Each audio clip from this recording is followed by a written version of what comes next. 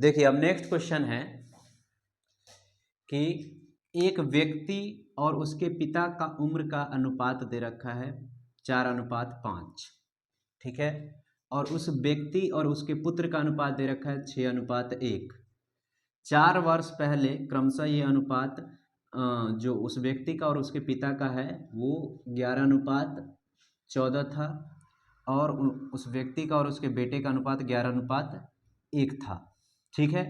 तो अब 12 वर्ष बाद पोते और दादा की आयु का अनुपात क्या होगा, हमें ये निकालना है। तो देखिए ये भी क्वेश्चन वैसे ही है। तो सबसे पहले हम क्या करेंगे, इसमें जो मैन है और उसके फादर है उसका रेशियो हमें दे रखा है अभी कितना, 4:5, 4 और 5, ठीक है। और साथ ही में जो वो व्यक्ति है और उसका जो बेटा है उसके साथ भी उसका एज दे रखा है, एज का रेशियो वो कितना दे रखा है, 6:1, 6:1, ठीक है। तो सबसे पहले हम क्या करते हैं, इस पूरे ये जो उस मैन और उसके सन का जो रेशियो दे रखा है एज का, और उस आदमी और उसके पिताजी का जो एज रेशियो दे रखा है एज का, उसको हम एक ही रेशियो में ले आते हैं। तो एक ही रेशियो में कैसे लाएंगे, तो देखिए इसमें भी वो जो पर्सन है उससे कंपेयर किया गया है और इस रेशियो में वो भी कंपेयर किया गया है। तो हम क्या करेंगे, दोनों रेशियो में मेन का एज सेम करने की कोशिश करेंगे। तो कैसे कर सकते हैं, इसमें 6 है और इसमें कितना है, 4। तो अगर इस पूरे रेशियो में हम 2 से मल्टीप्लाई कर दें, 2 से, ठीक है, और इस रेशियो में 3 से मल्टीप्लाई कर दें, पूरे रेशियो में आप किसी भी नंबर से मल्टीप्लाई कर सकते हैं। तो यहाँ से नया रेशियो जो आएगा वो आएगा 12:2, ठीक है।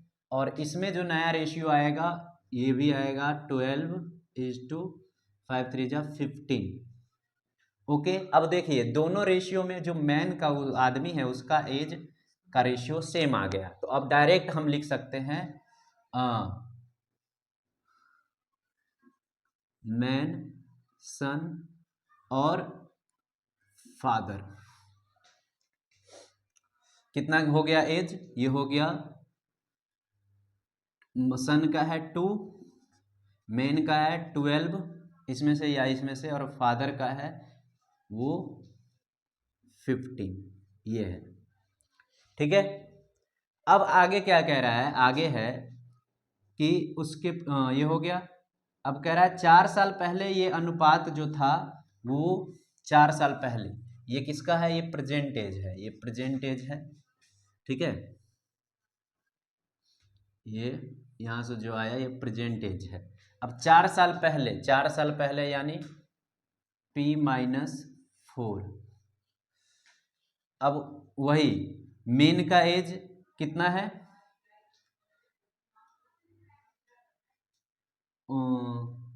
उस आदमी का और उसके पिताजी का एज का रेशियो 11:14, 11:14, और उस आदमी का और उसके बेटे के साथ रेशियो है 11:1, 11:1। नीचे मैं लिख रहा हूँ, एक इसका है उस आदमी का उसके बेटे का, फिर यहाँ पे उस आदमी का और उसके पिताजी का। अब देखिए यहाँ भी हम क्या करेंगे, सबको एक ही रेशियो में लाने की कोशिश करेंगे। तो मैन का जो उस आदमी का रेशियो देखे तो इसमें 11 है, इसमें भी 11 है, यानी दोनों में सेम है। तो हम कैसे लिख सकते हैं,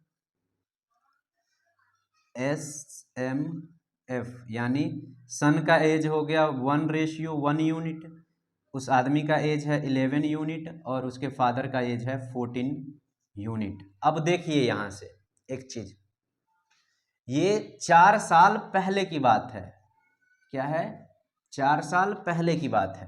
तो अब आप एक चीज देखिएगा, ये प्रेजेंट एज था, ये वाला प्रेजेंट एज का रेशियो है, और ये 4 साल पहले के एज का रेशियो है। तो इसमें अगर देखें सन के एज में पहले 2 यूनिट था, अब कितना हो गया है, 1 यूनिट।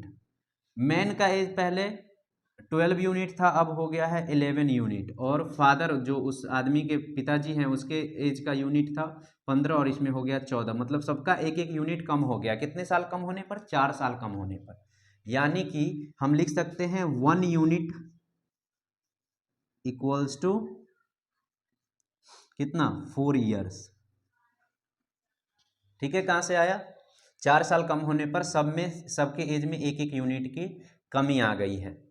अब इसमें से हमें क्या चाहिए? इसमें पूछ रहा है कि अब से 12 वर्ष बाद दादा के आयु का अनुपात क्या होगा? दादा, पोता और दादा के आयु का अनुपात।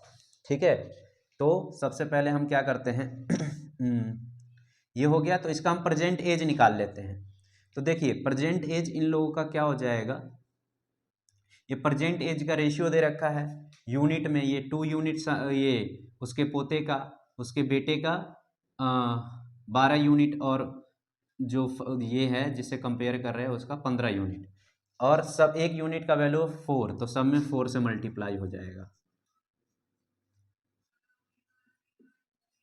यानी जो उस आदमी का, इसका बेटे का एज हो गया 8, इसका हो गया 48, और इसके पिताजी का एज हो गया कितना? 60। ठीक है, ये वर्तमान उम्र है। ठीक है, अब ऊपर वाला क्या करता हूं मैं, मिटा देता हूं।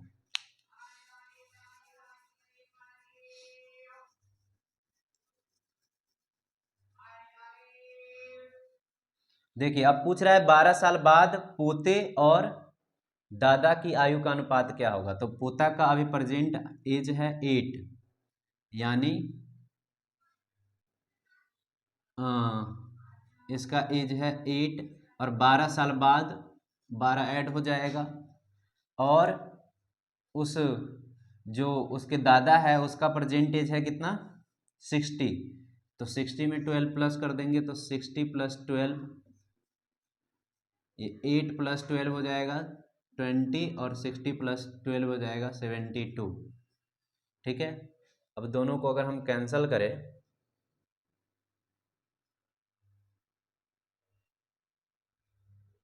दोनों को कैंसिल करें तो कितना होगा? दोनों 4 से जाएगा, ये 5 पे और ये 18 पे, यानी 5:18। ठीक है,